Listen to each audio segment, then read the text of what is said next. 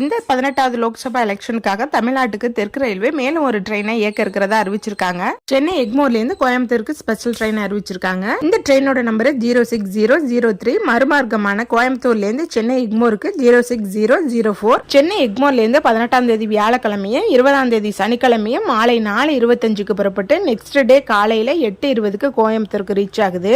மறுமார்க்கமான கோயம்புத்தூர்ல இருந்து 19ஆம் தேதி வெள்ளிக்கிழமையும் 21ஆம் தேதி ஞாயிற்றுக்கிழமையும் இரவு 8:40க்கு புறப்பட்டு நெக்ஸ்ட் டே காலையில 10:05க்கு சென்னை எக்மோருக்கு ரீச் ஆகுது.